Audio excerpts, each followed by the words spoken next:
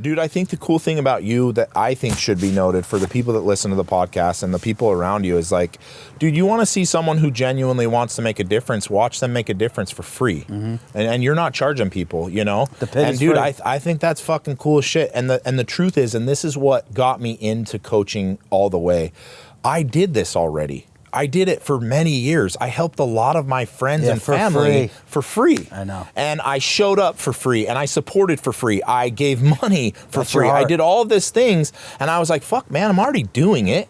And I have people message me all day. How did you do this? How are you 35 and you have all these things and you built all this shit? Well, let me show you.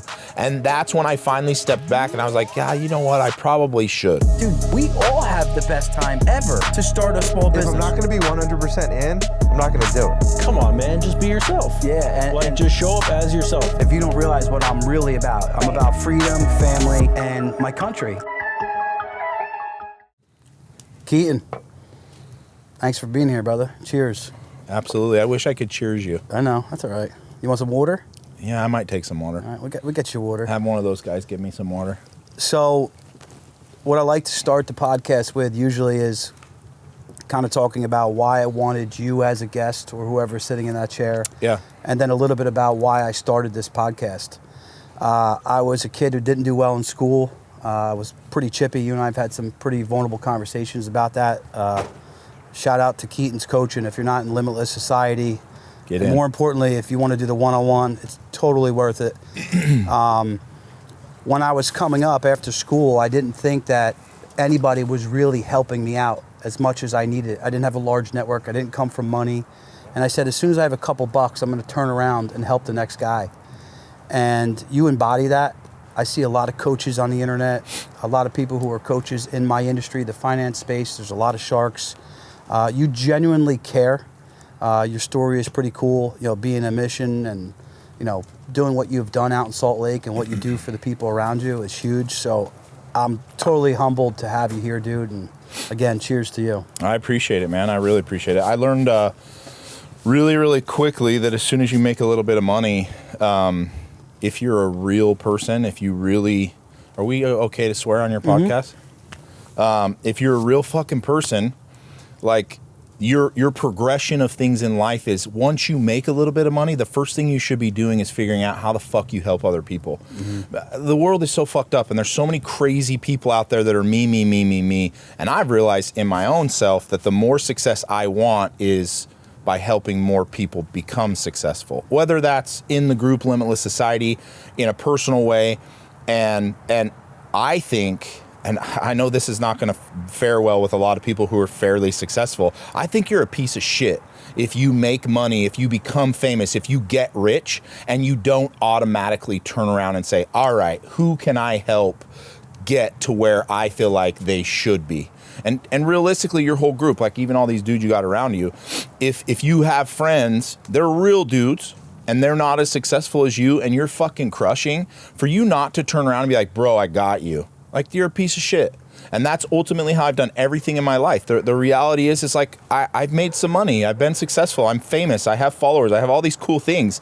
What am I going to do? Keep making money and keep being by myself? That's fucking stupid, man. I want to party. I want to have fun. I want to sit with. I want to enjoy friends and family on the trip and the journey with me. And if all I'm doing is focus on me, at some point, I'm going to be on a fucking island by myself that I own, sitting around going, this sucks. Yeah, and that happens. Yeah, it happens a lot, dude. The twins that were just on here, sisters, they killed in the healthcare space. One's private equity venture. The other one is, you know, very successful within Medtronics. And they said, learn it, earn it, return it. I like that. I totally love that. And you're doing that, man. Yeah. You're giving back to people. I mean, even coming out here, what most people don't realize, it costs you a pretty penny to get Keaton Hoskins on your podcast. Probably anywhere from 10 to 20 grand. And you're doing it. Again, I'm in your coaching. So if you're not in the coaching, again, little plug for Get in there. Limitless, get in there. You came out here, you hung out for multiple nights, you and your beautiful wife, Madi, with my wife, and you met my family, and Mike Tomei and Holly and all them, as well as all my friends. You know, a lot of these guys I've known for a long time. So, again, thank you so much. And you're Absolutely. definitely, you're living what you say. You don't just preach some bullshit. You don't live. There's a lot of that right now. So what I like to do is chronologically walk through people's lives. So you're of the Mormon faith, raised pretty strict in that world, right? out in Salt Lake. Were you always in your area where you live now? Yeah, most of my life. I mean, I grew up a little bit in Southern California, moved back to Utah in my teenage years, and then was essentially there the whole time. And then I became a missionary. I went to Seattle. I was a missionary in Seattle, came back, and essentially came home and was like, I'm going to be a doctor. Crazy enough. I was never smart like you. I didn't get through school well. I had all the classes for, you're an idiot, whatever. ADD, whatever. The labels. Yeah, all that stupid shit. And I got back from my mission, and while I was a missionary, I only had one goal. I wanted to learn everything I could possibly learn. So, and this is not a joke. People question me all the time. I memorized the Bible word for word when I was a missionary. No shit. Yeah. That's a lot. It's like 1,200 pages. It's a lot. It's a lot. I memorized it all. And in that memorization, I gained or started to gain a photographic memory. Like literally started to get to a point where I could look at something long enough and go, all right, I have it. When I got back from my mission, I was like, oh man, maybe smarts is just what you're interested in and what you want to do and what you want to be. And so I got back and I was like, I'm going to go to medical school. I want to be a doctor, And really, really quickly, I started doing some pre-med stuff, and I was like, this ain't for me. Every person I talked to, doctors, they always said the same shit. Don't do it if you're in it for the money. And I was like, why the fuck are you in it? Yeah. Of course, that was a young mentality. I didn't know. A lot of doctors are there because they want to change the world. They want to help people. They want to do what I'm doing now in my own life. I want to change the world. You got there differently. Yeah, for sure. But every doctor I talked to was like, dude, it's not worth the money. When you really break down the time and the energy and what you're really getting paid and all the debt. And I was like, I don't want to do that. No part of me wants to do that. So immediately I left school. I only really did a semester and a half, I think. And I went in and I was like, I got to figure out what I'm going to do. And for now, I'm just going to be a personal trainer. I'm going to do my own thing. I'm going to be a personal trainer. I'm going to go into a gym and I'm going to find clients and, whatever, until I figure out what the fuck I'm going to do. I'm going to rewind you for a second before you go further down this, if I can. While you were away on your missions trip, you talked about it on your call. And again, I'm giving a little bit of IP away inside the Limitless Society.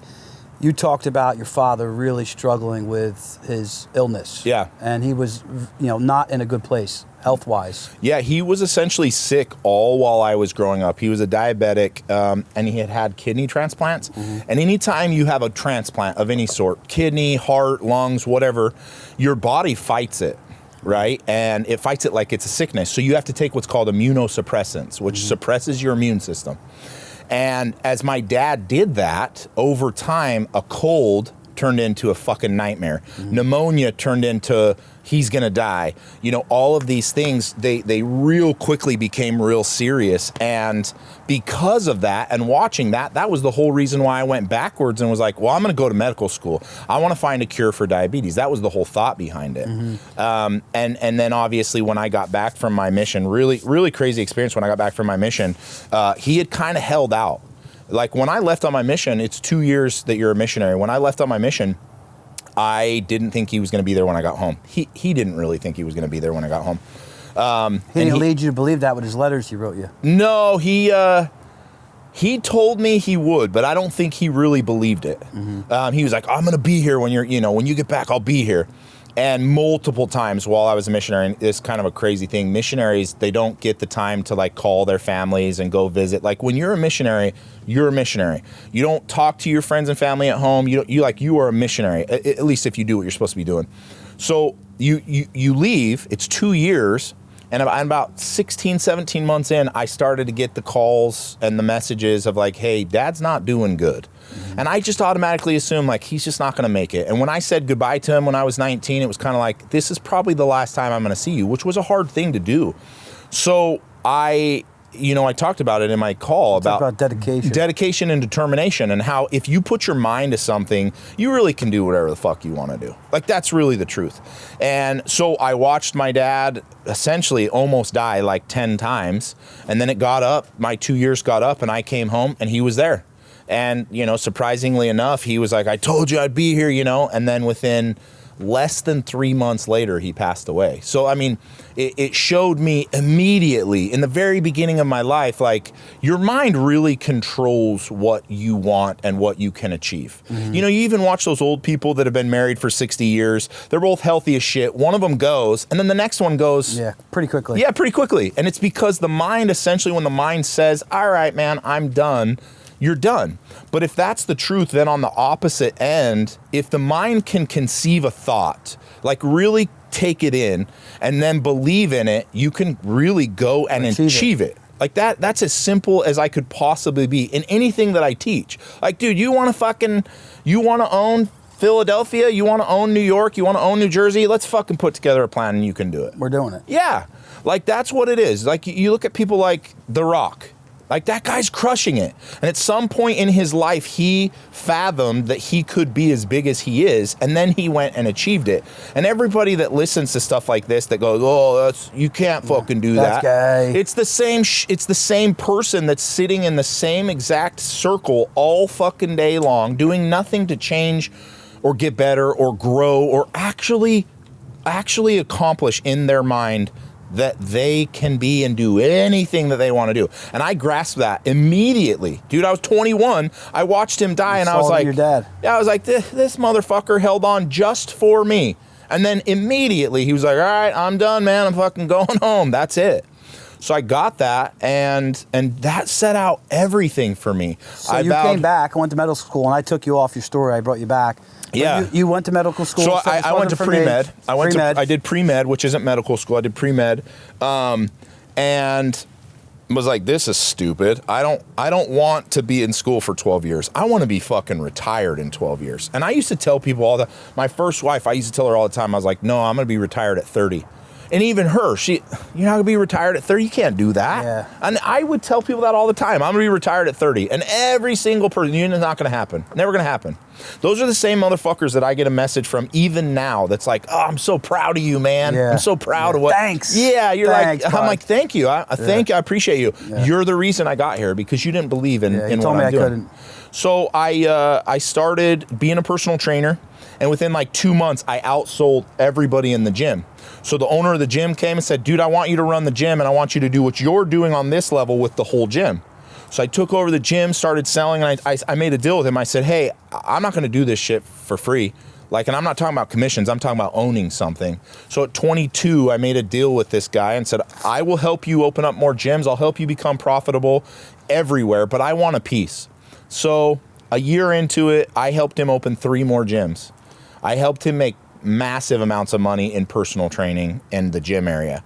One day before it was time for me to be vetted in my interest, he fired me. Came in and was like, hey, man, you got to go. No reason, no nothing. And I remember that day very, very vividly. He's a big piece of shit. But it set into me that I'm not going to do anything with anybody no more.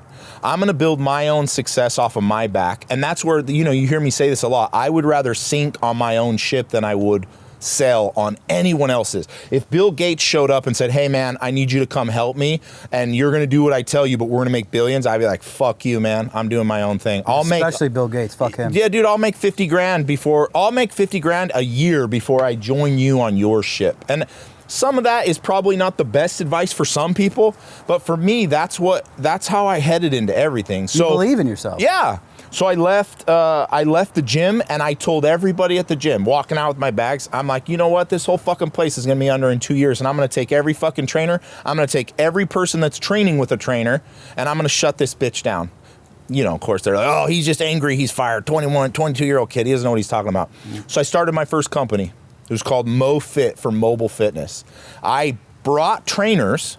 I went to people's houses. I put the trainers in people's houses. You don't need a gym. You just need a trainer with equipment. Yep. So we would go to their house. I would sell them on a $300, $400, $500, $600 program. The trainer would come to your house 3 to 5 times a week, depending on the program that you set up. And then we would get you in shape. And then I went to the gyms that I oversaw and said, hey, what do you make here? $3,000? All right, I got you. I'll pay you $5,000. Come work for me. So I recruited a ton of the trainers. I started going, dude, I was going door to door. I didn't give a shit. Mm-hmm. And I started meeting in people's houses. And then within the first year, I was doing about $75,000 a month. And I was paying Yeah, net. But it was cash. Yeah, that's a lot of money. It's a lot of money when you start talking about cash.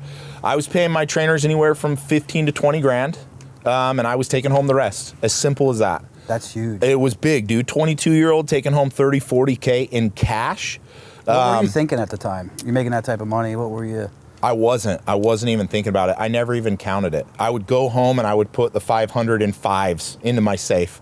I'd put the 100 of fives or 20s in my, because they would pay us in cash, put it in my safe. I didn't even count it. Mm-hmm. Now I would go, I owe the trainers 15 this month. Okay, blah, blah, blah, blah, boom, doom, doom. I never really even kept track of it. And I didn't really know how successful I was becoming. I didn't do the books right. I wasn't doing anything right. I just knew I was going to be successful as fuck. And I was going to take people with me. And so all of my trainers really happy, loved it. They were like, dude, this is so great. I go to different houses. I train for 5 hours a day. I make $5 grand a month. They were happy as shit. Yeah, they were pumped. So from there, I went to my local gym, which in Utah is actually still one of the biggest gyms in Utah. It's a 65,000 square foot gym. I went into the old guy that owned it and I said, listen, I want to buy the gym. I know it's not doing well. I want to buy it, but I want to buy the building too. And he was like, all right. So we structured a deal. So time out real quick. It's for the nuggets for people. So how do you, at 22 years old, you knew that you were doing something good. You had some chips stacked, right? And you don't always have to have the chips stacked. No. But you had a mentality of, you walked in the room and no one here was better than me. I can add value to this guy. We can both be profitable off that. How did you do that? So essentially, I went in and with the biggest fucking chip on my shoulder, and I don't know, man, from the time I was 18, maybe even earlier, I just always believed that I could do anything that anybody else could do. I would look at an NBA player and say, I could get there. If all I focused on was NBA, I could get to the NBA. If all I focused on was the NFL, I'd get to the NFL. If all I focused on was a doctor, I could be a doctor. And I realized that mentality of, if you can do it, I can fucking do it, and I can probably do it better. Although it was probably very misleading and it wasn't a real truth, it's what I believed. So when I walked into a room, and my partner, he was 62, he had done like 3 big real estate deals. He had $60 million to his name, rich. The gym was suffering. It was like 20 grand a month under. So he was paying 20 grand a month to keep it open. Real estate was worth some money though, right? But it wasn't until the gym was worth something, and I knew that. So I went in and I said, listen, dickhead, because the guy, I don't like him. I said, listen, I will come in, I'll flip this place around immediately. I will bring all of my billing into the gym. I'm billing 75 grand a month. I know you're losing 40. So we're going to flip the script day one from negative 20 or 40 to making 30 or 40 grand a month. I want the gym, I want half of the gym, and I want half of the building. I said, now I'm giving you 35 grand a month for a year. That's 400, 500K.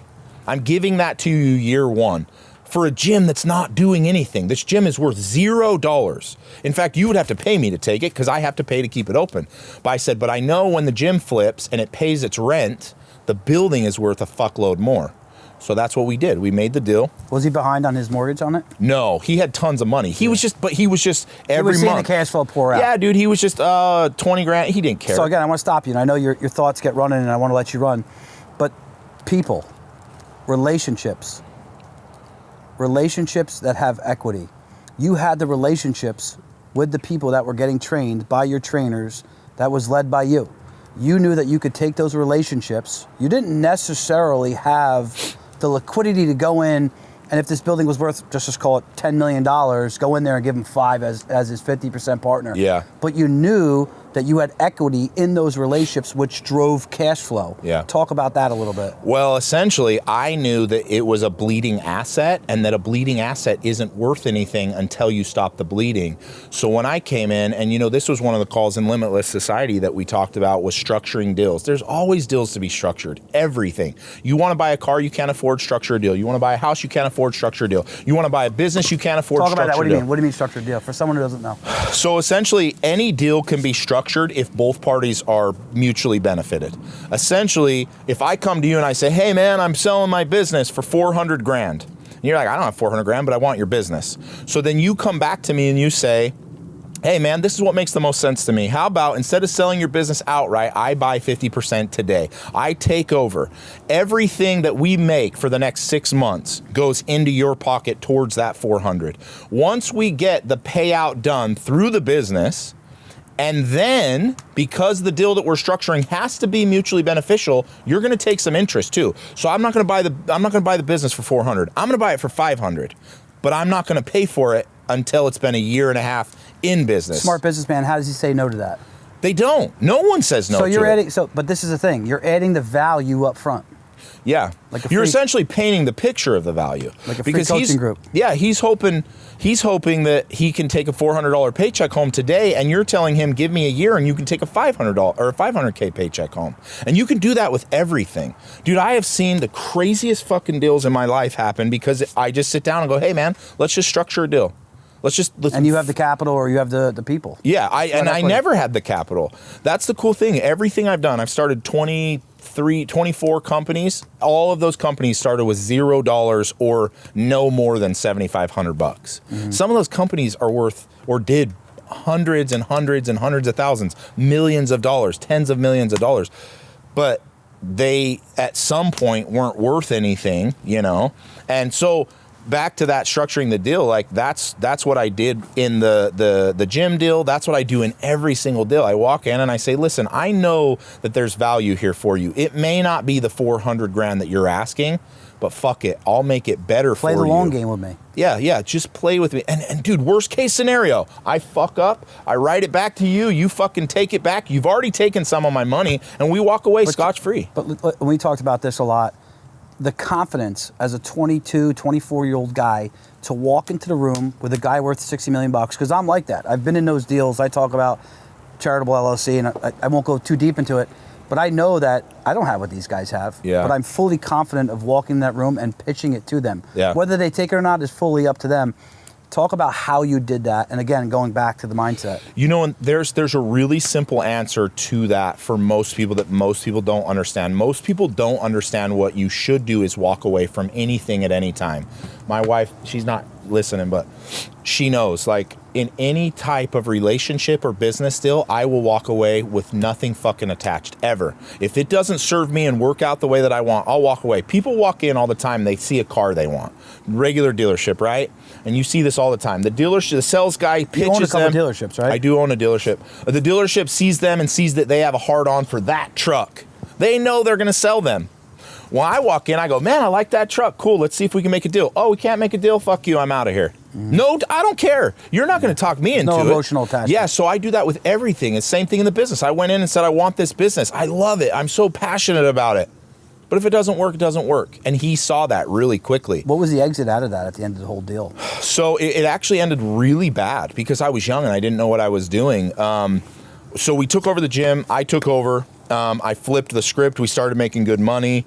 And essentially, he started, like, billing the gym.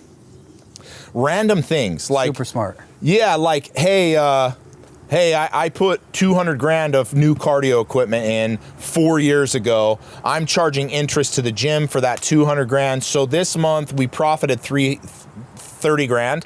That's really 30 grand in interest that you owe me. So he started doing shit like that. And I didn't know, dude. I knew nothing. That's why I tell people I didn't know anything. So he started doing stuff like that. And essentially we got into a real bit. I was like, this don't make any fucking sense at all. I'm not doing this shit with you anymore. Yeah. And in the interim of me seeing that didn't work, that's when our TV show started to come out. And were you already at that time, and we're jumping around, this is my ADD, were you already building trucks and hanging out with those dudes? Yeah, I was building trucks from the time I was 16. I like to build shit. So I would just build a fun truck, keep it for a while, and then sell it. Diesel Dave him and I went to high school and junior high together. We'd known each other forever. And when I got back from my mission and I started doing these things, I was still building trucks on the side for myself. Mm-hmm. And I got with them and they were like, oh yeah, we started this company building trucks, giving them away for free. And all they have to do is, like, buy a sweatshirt from us. And every dollar they spend with us, they get one entry in to win the truck. And wasn't that like they had sold like 1 million t-shirts so in our a month? our first giveaway, Heavy D and Diesel Dave came up with this, like, hey, we're on Facebook when Facebook first came up, and we started a page called Diesel Trucks for Sale. It's still on Facebook. And it essentially connected the whole entire United States with diesel trucks. Were you kind of the first of that kind at the time? We were the absolute first. Yeah. I put that on. I will fight that with anybody. We were the very first company to do the giveaway model in all of the world. So we came and we said, hey, we can make money off of social media. Everybody thought we were full of shit. We would go around and go to companies and say, hey, let me show you that if you advertise with us on social media, we'll make you money. Everybody's like, fuck you. We do ads. Yeah. We do billboards. You're We're an like, idiot. no, dude, social one media is the cares. right. Yeah, everybody's like, we don't believe you. So we said, well, let's just do it ourselves. I know how that tastes. By the way. Yeah. So we said, let's do it ourselves. And then the first truck giveaway, it was a $70,000 Dodge Ram, 2013 Dodge Ram. It was 2012. Yeah. Built it, 70 grand in. And we were like, hey, man, we're going to give these away. And the worst part is you can enter for free. To make it non-gambling, you had to allow people to enter for free. So we do this. First giveaway, 70 grand in. We have a bracelet or a rubber band that says Diesel Power. We got some shirts and some sweaters. That's it. And we just tell people every dollar you spend, you get one entry. Was it Diesel Brothers at the time? No, it was never Diesel Brothers. That was from Discovery Channel. We were called Diesel Sellers at the time because that was our Facebook and our website. And so the first giveaway pops off. Diesel Dave and Heavy D in their garage are fucking packing sweatshirts and rubber bands. Sold $600,000 worth of apparel in 2 months. It was like, oh shit. Yeah, that truck, that $75,000 truck netted me money. Yeah. And then we were like, holy shit, dude, we should do this. And then we realized, and this is where I came in, the more stupid and crazy shit we did on social media, the more people came and followed us. So then we started doing YouTube shit and everything we could to get us to the actual Facebook page to grow. We knew every time it grew, we made more money. So we did that for a whole year. I think we did like 3 giveaways the first year. There's a bunch of those now, like NJ Truck King. Yeah, dude, everybody does it. It doesn't work anymore. I'll be the first to tell you, giveaway models don't work anymore. The market has been saturated. People have fucked it all up. But we did a YouTube clip where we had one of our buddies was taking a shit, and we put the exhaust of the truck into the bathroom while he was shitting and filled the whole thing with black smoke. And it went way viral, like 10 million views overnight. Jay Leno saw it, and he was like, hey, I want you guys out on the show. So went out to the show. Diesel Dave did a little skit with Jay Leno, and that's where Discovery Channel saw us. And they were like, these guys are cool. We should do something. Yeah. And by then, dude, I had 100,000 followers on Facebook, and we had 600,000 in our Facebook page. And we told them no. We were like, nah, we don't want to do it with you. And it took them about a year to actually get with us to the place where we were like, yeah, I guess we'll do it. And in the interim of that, I had taken my business, my MoFit essentially, and was crushing it. I had bought the gym. I was essentially cash flowing the gym. And then at the end of that, my partner is like starting to siphon money. And I didn't know. I should have put it in the contract. Completely my fault. I should have been like, hey, bro, whatever's owed from this point back is not owed anymore. Everybody hates lawyers, but you need to have good lawyers. Absolutely, dude. And I have a really good one for that purpose. So I left. I walked in one day and I was like, I'm fucking done, dude. I'm not doing this shit no more with you. Take your fucking gym back. You can have everything back. And he thought I was bluffing. He's like, you're 22. You're not walking away from 250,000, you know. I said, no, I'm done, man. I'm not doing this shit no more. So I left, and we started filming the show, and I went and got my teeth cleaned. And the dentist was I go into the dentist like once every 10 years. I go in, I've been paying dental insurance. My teeth are great, no cavities, no nothing. I leave and they're like, hey, it's $300. I was like, $300? You didn't do anything, and I've been paying dental insurance. So he's like, yeah, that's the way it works. And I'm like, no, not anymore. I got a better plan for you. You come work for me and I'll do a dental office, and we'll do it strictly no insurance, and people just pay us month to month on what they need done. He's like, all right, this dentist, he's probably making $400,000 or $500,000. He said yes right away. He's like, yeah, that sounds great. You didn't have to sell him. He just bet on me. He's just like, I don't know. This guy sounds like he knows what he's talking about. I didn't know what the fuck I was talking about. I'd never even been to the dentist in the last 8 years. You just owned it. So I just said, listen, man, give me a year. I'll make you the most successful dentist. You don't do anything but dentistry. Let me do the business. Just punch in. Yeah. So I did that, and then within 3 months, my first wife wanted to get a boob job. Went into the doctor, got the whole thing, and I'm sitting in the thing with the doctor, and I'm like, hey, you know what? I think I could fucking do this. He's like, oh, you can't do this. You're not a doctor. I was like, no, I think I could do it. You give me 1 year and I'll have more clients walk through this door than you've ever seen. And I did it with my brothers. I got 3 brothers. All of them are younger. And I was like, listen, we're just going to start doing this model everywhere. I'm going to walk into places and I'm just going to say, listen, I'll fucking run this business better than you. You're a doctor, be a doctor. You're a dentist, be a dentist. You're a chiropractor, be a chiropractor. Let me run this motherfucker. Yeah, you're not a business owner. Yeah. So I started a plastic surgery clinic. So now I'm like starting a dental office. I'm starting a plastic surgery clinic. The show's starting to pick up. And, the show came out and the show was really, really successful. We were the #1 show. We still have the record for the most watched premiere show on Discovery, which is a big deal because Discovery is the biggest channel ever. I was watching that episode the other night with that whole the spin thing. Yeah, whatever you had going on. We looked dangerous. Yeah, we do cool shit. But anyway, so from that point in my life, we started to become famous. I started to open up businesses. I started to do things, and I realized I could do and get anything that I wanted by just setting up structure in a different way than what most people are used to. Explain that a little bit more. It's all about structuring deals, right? Like if I'm a normal dentist, and I heard this a ton, the dental route is go to dental school and then go work for a dentist. And then as soon as you get working with him and he gets tired, you buy his practice from him. That's the way dentistry works. Sounds horrible. Horrible. But I was like, nah, man, maybe I'll just step in and say, this is how I want to do it. Who wants to try it with me? And in the interim of all of that, my dentist, my plastic surgeon, they all saw more clients than they've ever seen in their life. Every single month after month. And it started to work and become really successful. And then I got so consumed with filming that I was like, to my brothers, I was like, hey, we gotta buy out all. I don't have time to do this shit anymore. Mm. So I started to focus on the show a little bit more, and then I still wanted to do businesses. So I started my supplement company, which I still own. One of the only companies. Yeah, let's talk about it a little bit, because I love America and I love the soldiers. Yeah, so I started a company called One Mission Nutrition, and I thought to myself, I'm not in the military, but fuck, I love the military, and I really, really want to support these dudes. That's a nice camo Fireside. Yeah, you like that? There? That's And nice. so I called my brother-in-law, who was a military police in Afghanistan. I was like, bro, what do you do? How can I help you? He goes, bro, we wake up, we eat, we work out, and then we go fight. That's what we do here. We don't do anything else, or we're napping. I said, okay, so I can't really do much, but I could probably help with supplements. I could probably give you something.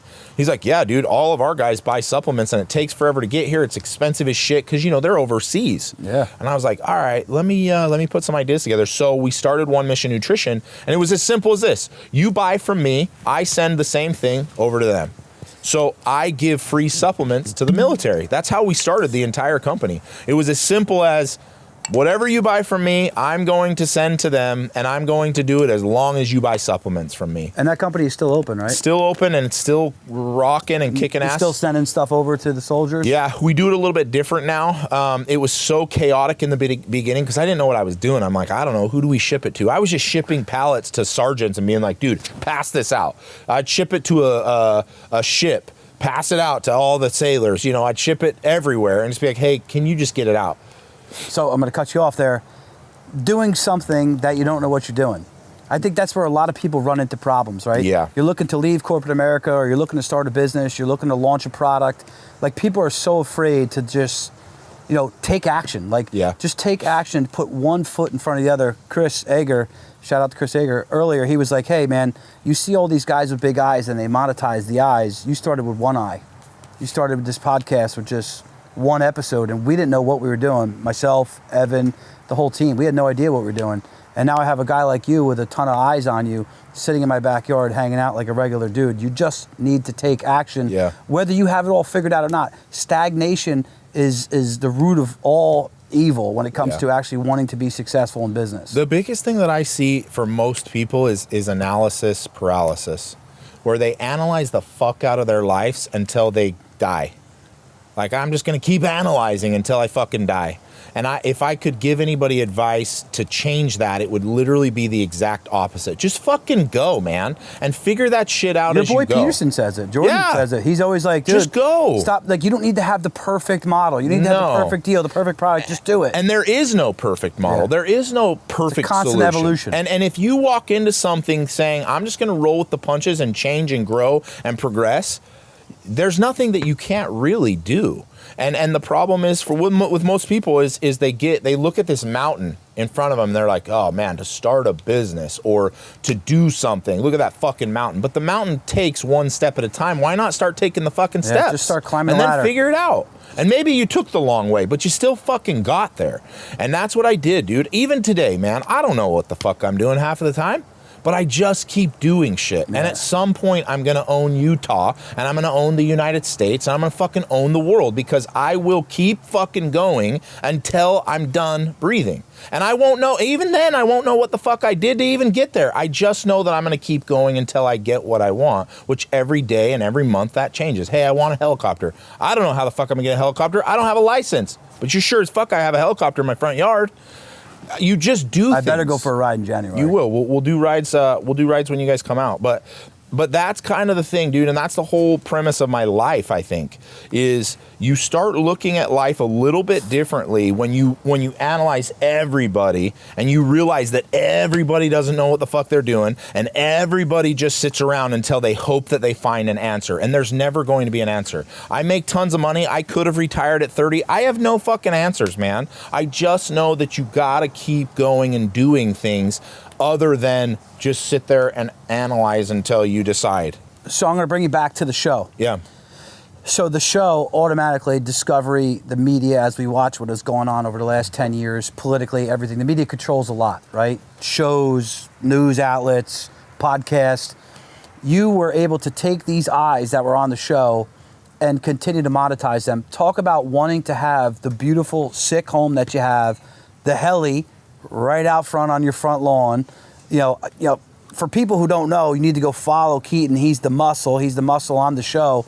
Like, one of the first pictures I saw on your Instagram was the Raptor parked in your fucking living room. Yeah. Like, dude, that's just, to me, saying, not that you're arrogant, but saying, like, fuck you, I do what I want. Yeah. And recently you did another story or a post even, where you had your heli going, it just snowed, all the roads were blocked up to where you were at 10,000 feet, and you're like, you know why I got a helicopter for you fucking people who don't understand? And you didn't say it this way. You said it nice, but I knew what you meant. Yeah. For you people who are fucking hating on me, I got a helicopter because I want to do what the fuck I want to do with my wife and with my 4 daughters, and that's how I want to live. If you're mad at that, that's your problem. Yeah. Well, and dude, that's what life is about being and having the freedom that you want to do whatever the fuck you want to do. At the end of the day, you want to be happy, then you got to chase whatever it is the fuck that you want to do. Whatever it is. Yeah. And everybody's all over the place. Mine is, I want a cool house on the mountain. I want a beautiful wife. I want beautiful children. I want them to have everything that they want. I never want to be in a place where I'm like, hey man, I can't afford that. I can't do that. The government doesn't let me do that. I just say, fuck you, dude. I'll figure it out. I'll figure out some way, because that's what I want to do, and no one is going to make the decision for me. But you're also super charitable. Talking about the heli, when you were coming out here, I saw in your story, your boys were taking your helicopter to go find a kid that went missing. Talk about that real quick. Well, it goes back to what we talked about in the very beginning, is like, man, I think you're a piece of shit if you start to make it in life and you don't look around and see who you can help. I just do.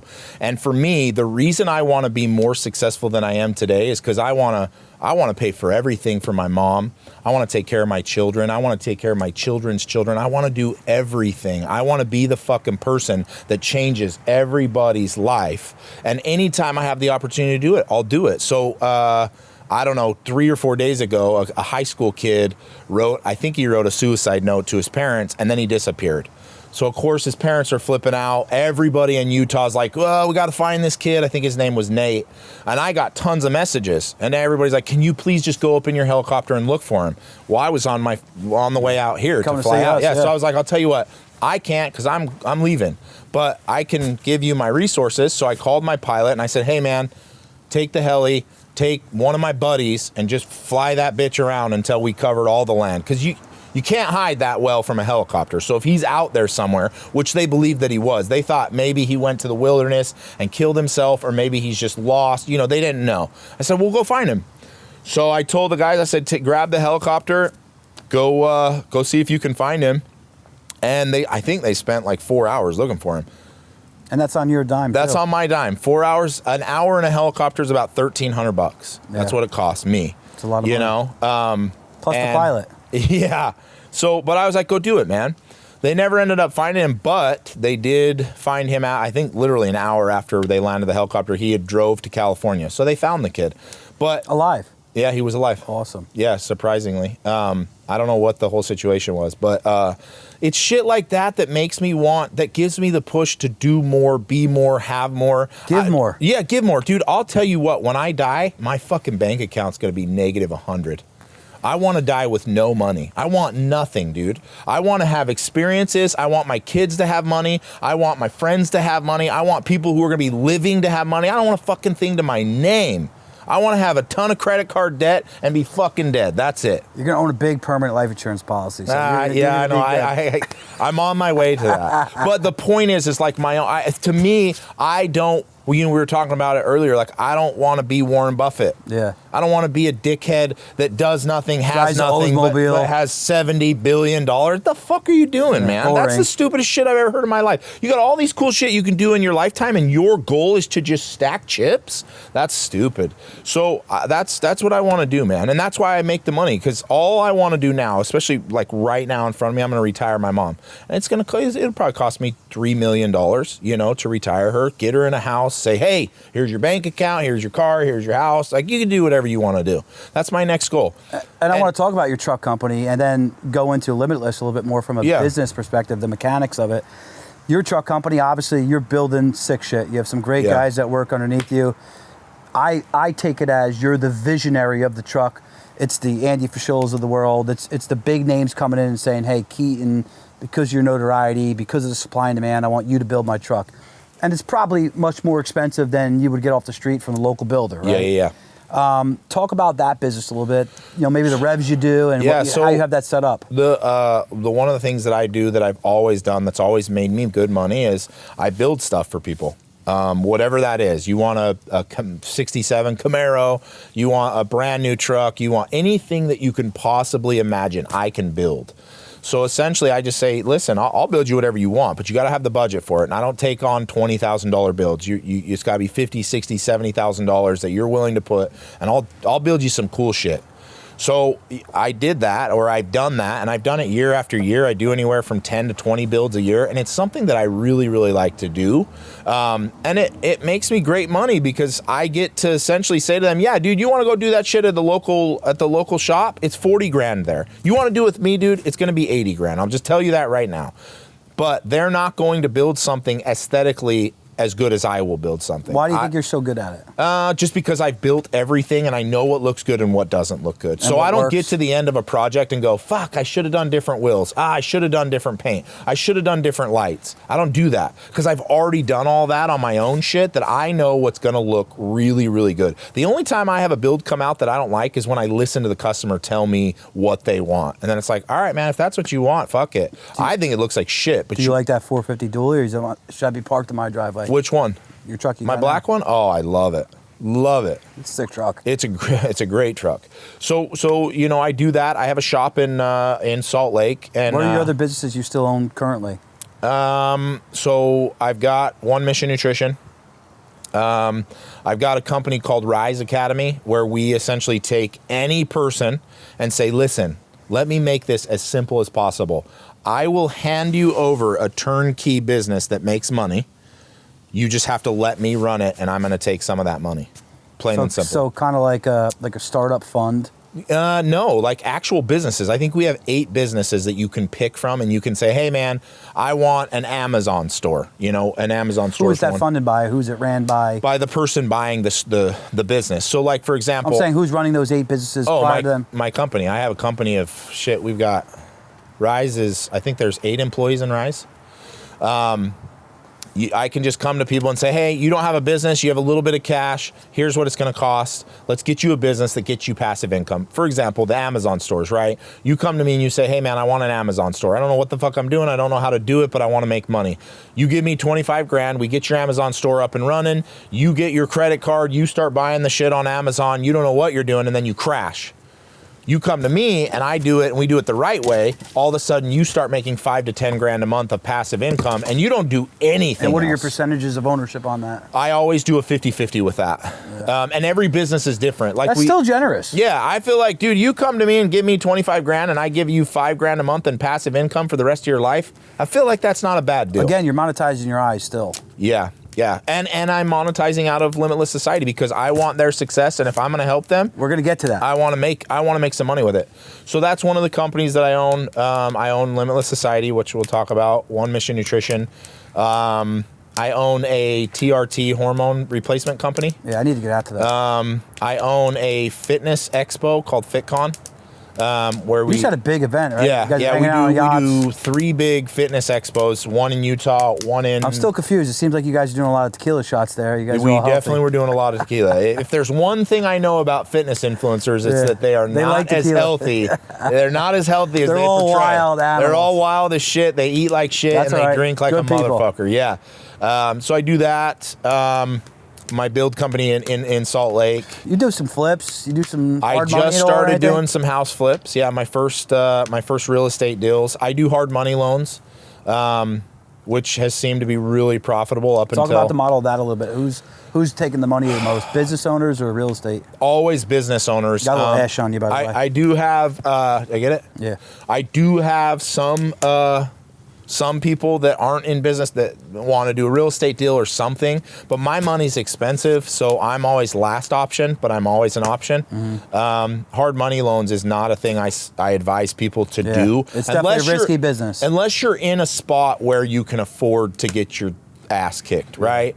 Like if I hand over 100 grand and I tell you you owe me 110 in 2 weeks, that's not a great position to be in for either party. But most of the time, people pay it back. I maybe have 10% that go delinquent in that.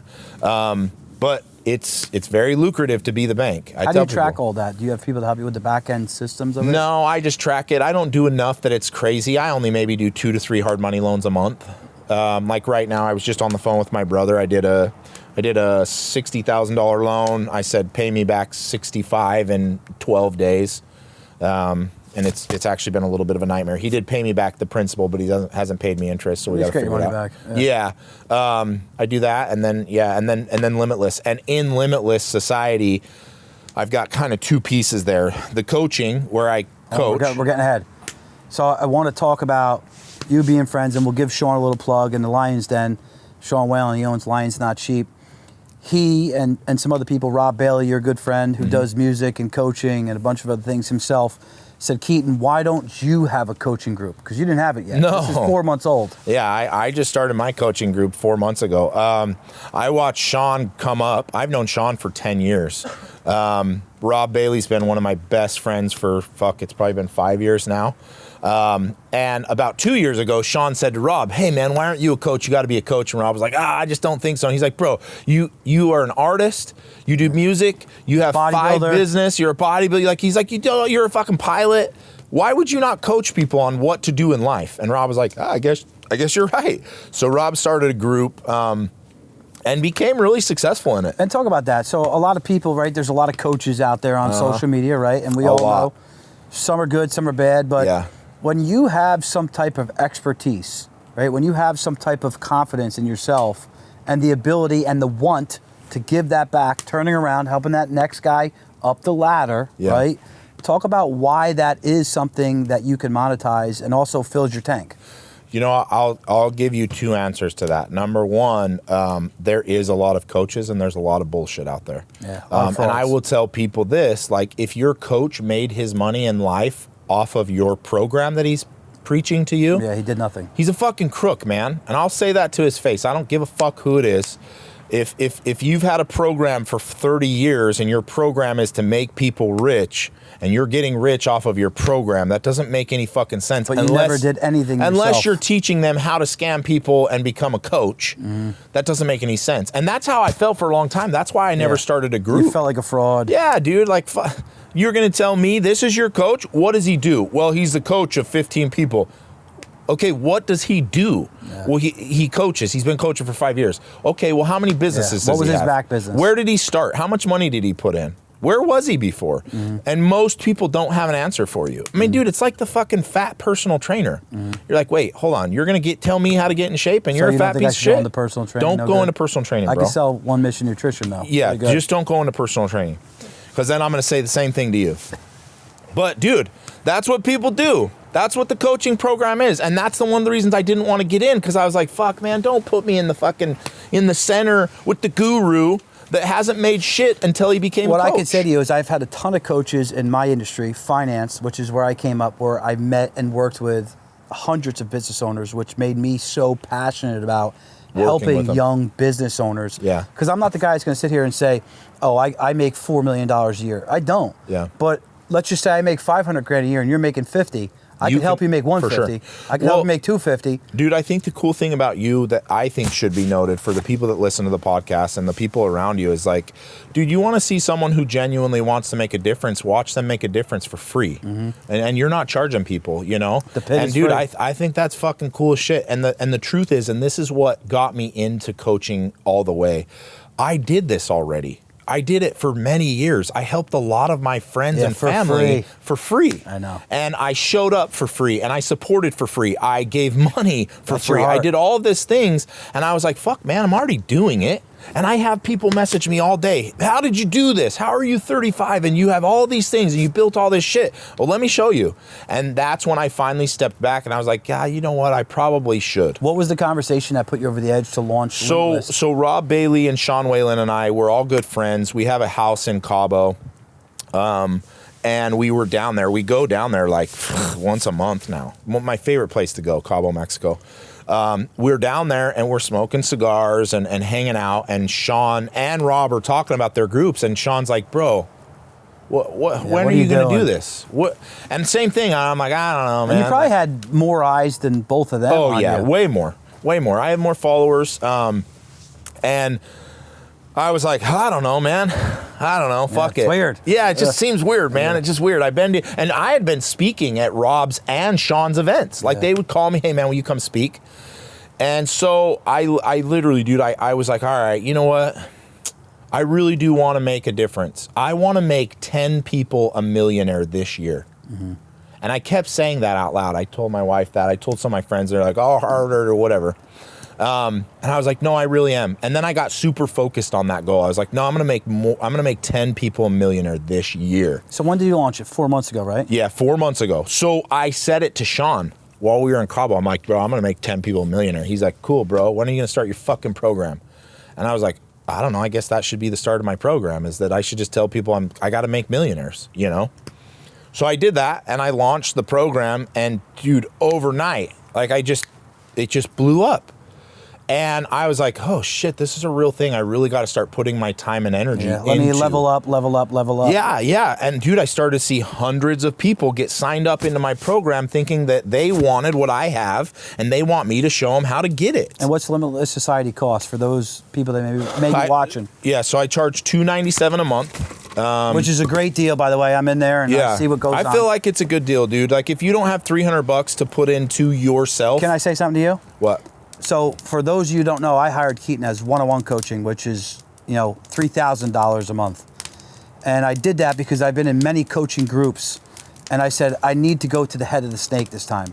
I can't just be in the weeds. I already figured a lot of this out. And on our first call, you actually said to me, dude, you're head and shoulders above a lot of people in this group. Like maybe the group calls don't coach you, don't help you.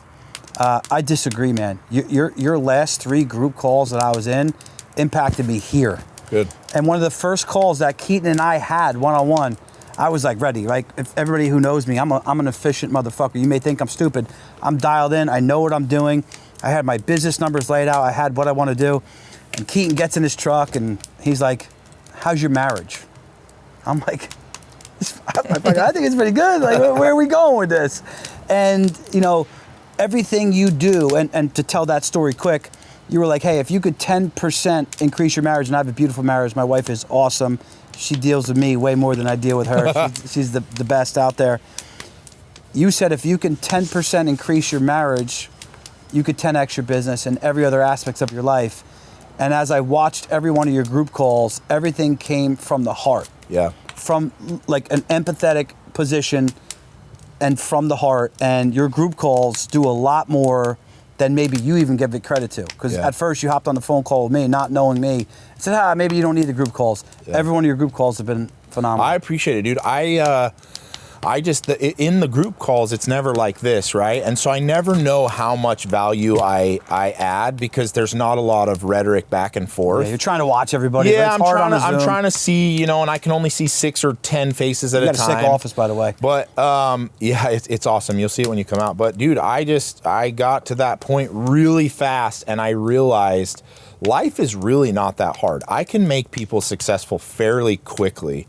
And if that's really the case, then why wouldn't I fucking do it with everybody that I possibly can and offer the program? And I've got a couple of my young guys in my group over to your group. And the one thing that I said to you in the beginning was, hey, you, Sean, Stuman, Ed Milet, all these guys that you have had hanging out in your living room for a VIP event, like we don't have to talk numbers, but a very inexpensive rate versus what other people charge. Yeah.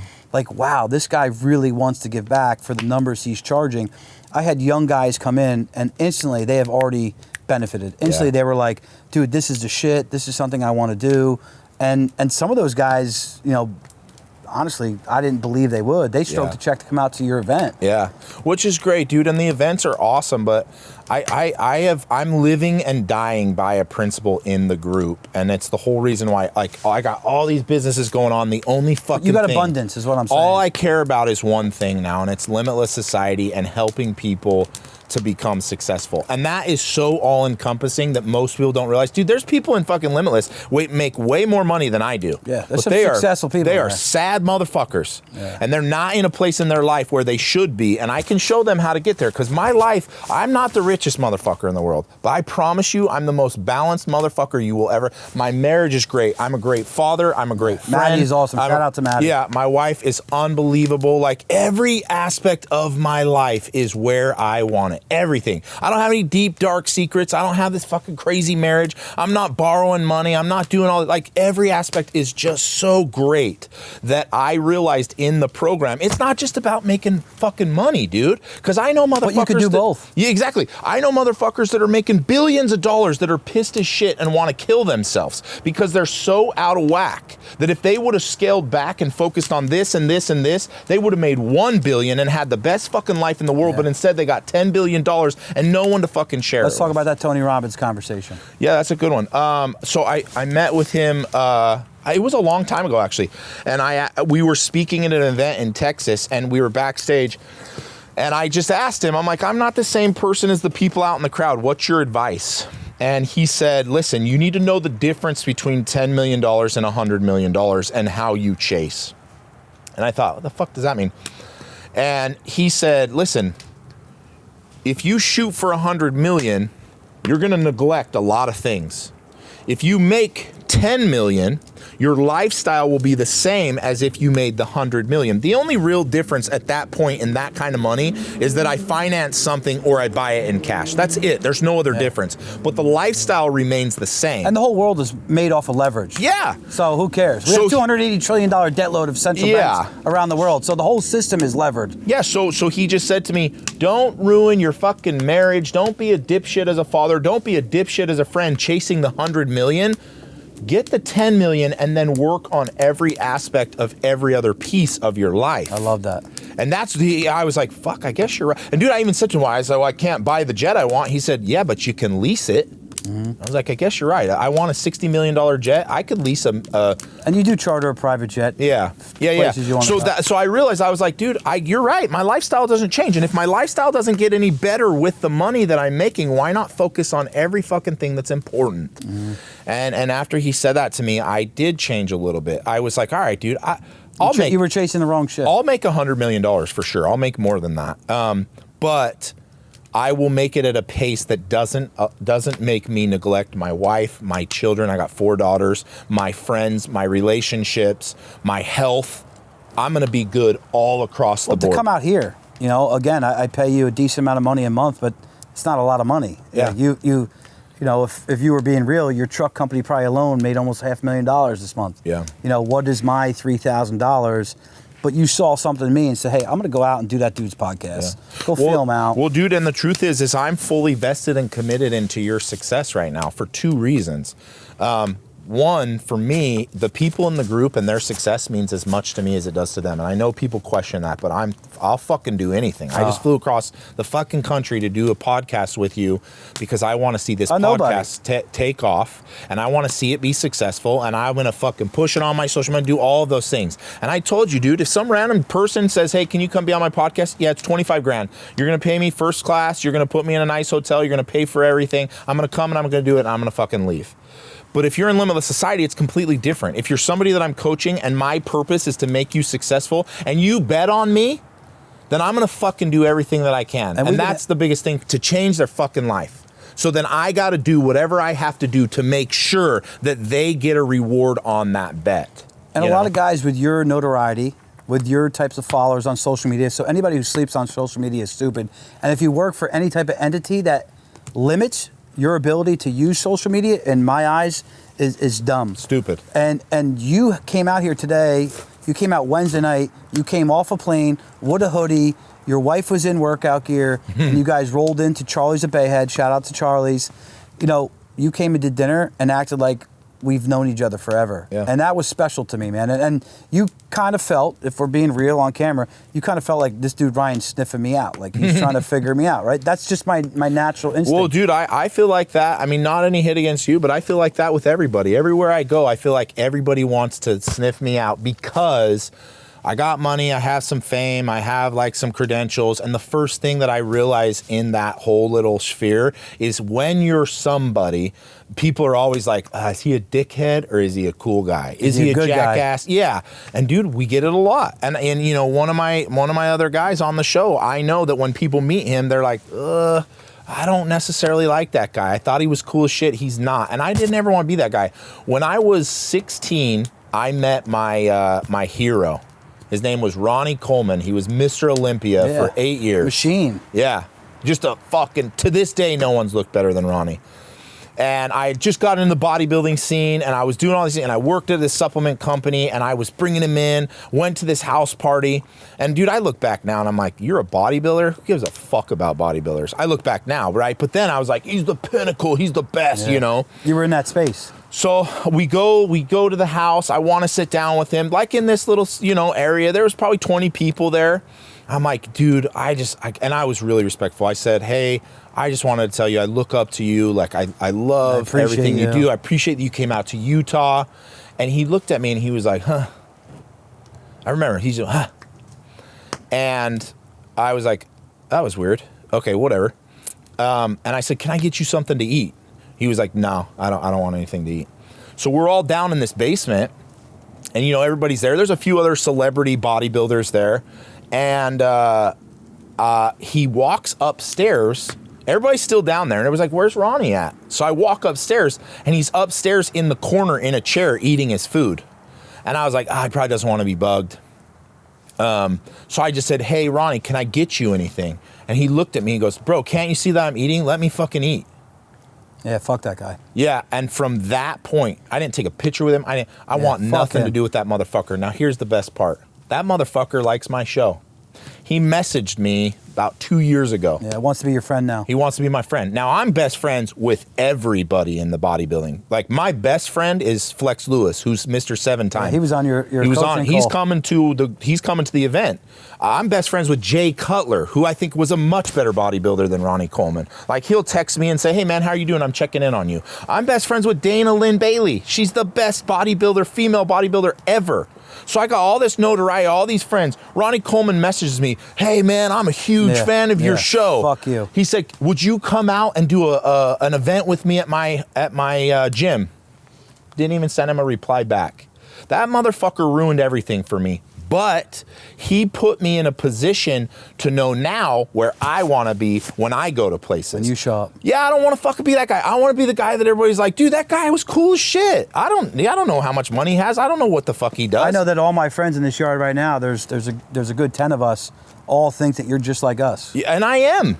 And that's the thing. Everybody's just like everybody. Nobody's fucking better than anybody else. Doesn't matter how much money I have. Put your pants on the same way. Yeah, dude. But I realized that day at 16, and I didn't know I would ever be famous or have money. I was like, dude, I'm never going to be that motherfucker.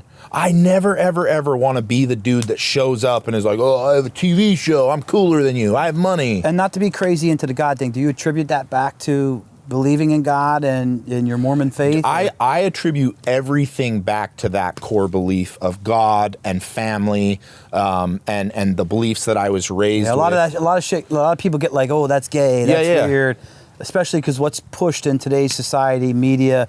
But I think God's pretty cool. I mean, dude, pretty powerful guy. And I'm the person, like, a lot of people say I don't really give a fuck what people think, but I really don't give a fuck what people think. I'm Mormon, and I'm smoking a cigar. I'm Mormon, and I say fuck. Is that illegal in your faith? No, absolutely not. But the point is that I believe that there's more important things in this world than being real strict this or being real one way this. And if there's nothing else underlining in my life that people take, it's that motherfucker's balanced as shit. He believes in God. He's crazy for family. But when you party with that motherfucker, it's the funnest party you've ever had in your life. I didn't drink today, but I didn't. When you come back in the summer, we're on the boat. Yeah, well, it'll be different. At Tyson Shoal, you're going to be different. Right. And you'll have the fucking time of your life, I promise. But that's how I want to be, and that's what I want people. I'm going to die one day, man. I'm going to die one day. And when I fucking die, or when I sit on my deathbed, all I will have left is memories of the things that I did and people that I spent time with, that I created and I impacted, and that will be like, man, I fucking had good memories with that dude. That's all that matters, because the rest of it doesn't matter. Listen, you're going to New York City tonight with your wife. You're going to love that. That's an awesome city. It has, walked backwards the last 5-6 years, but you're going to have fun. I want to keep you all night. I like to end this with 2 questions usually. Since you're a guy from Salt Lake and you're now on the East Coast over here in Jersey, I usually like to ask what local business owners you want to give a shout out to. So because you're so big in the social media space, give 2 business owners that you want to give a shout out. Coaches, business owners, whoever it may be. On the East Coast? Whoever, wherever. Oh. Shout outs. Fuck, now I know, there's never so many. think about there's so many. I don't know. I know you love Ed Milet. I do love Ed, dude. If I gave somebody a shout out, it would definitely be Ed. He doesn't need it, though. No, he doesn't fucking need it. But, man, that dude is just real and a good motherfucker. Get out to your living room event. Chris Egger. Let's do it. Yeah, I'll tell these guys, if you guys want to make a change, a real lifestyle change, I would show the fuck up to my event. Whether you want to be in Limitless or not, completely up to you. You want to change your life, you should probably join. But if you want to have a lifestyle change in one night, come to my living room with Ed Milet, Brad Lee, Rob Bailey, myself, Sean Whalen. Sit the fuck down on the couch with those dudes for 4 hours and do this.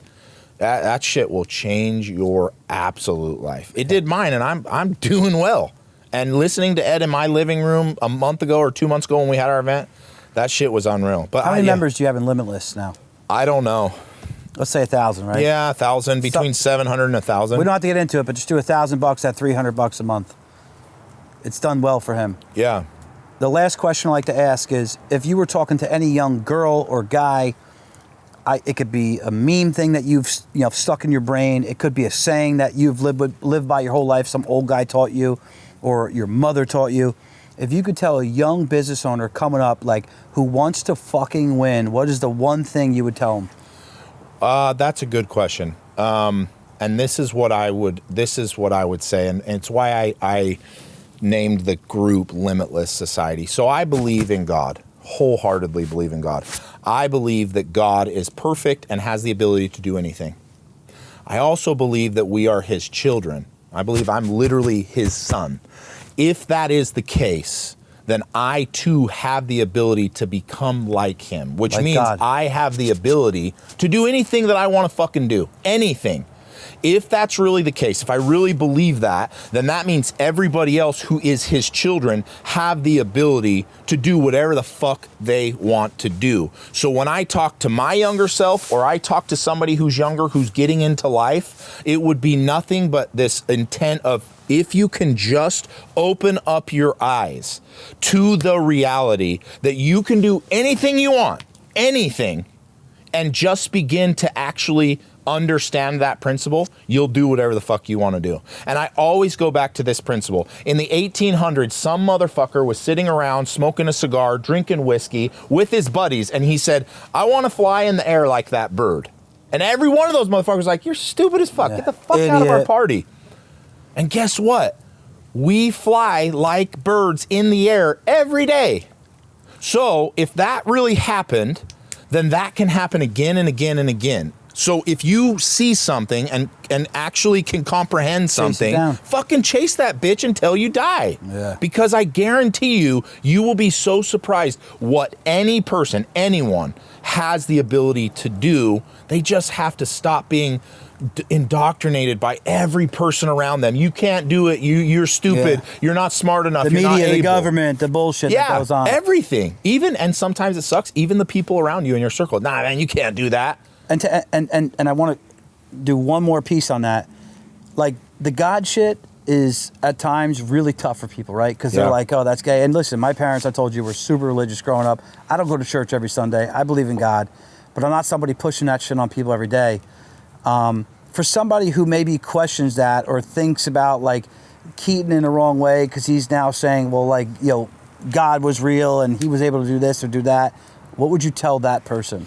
That's the best answer to that is, what if I'm wrong? What if God's fake? What if it's all bullshit? Then what if what I told you is still true? Yeah. Meaning, you're still chasing it. Yeah, dude. Like, what if there is no God and I somehow convinced you that you have the ability to do anything that you want to do? Wow, I taught you to be positive. Oh, shit, man. I taught you to believe in yourself. Holy fuck. I really messed up. Oh, I told you could do anything you ever want to do. I wish every person would lie to me that way. I wish every person would tell every single person in the world in a lie, hey, man, you can do whatever the fuck you want to do, and I hope you believe that. It's easy to be negative. Yeah. But that's what I would say to that. I don't give a shit if you believe in God or not. Well, Keaton, it's limitless. You're a busy guy, and I know that you have not rushed me at all these last 3 days. I appreciate you and Madi. I know Mike Tomei. Shout out to Auto Image. You're coaching him as well. Yeah. Thank you. Cheers. This was fucking awesome. Thanks, I think brother. everybody loved it. Everybody loved it. Cheers. Thanks, Thank man. you.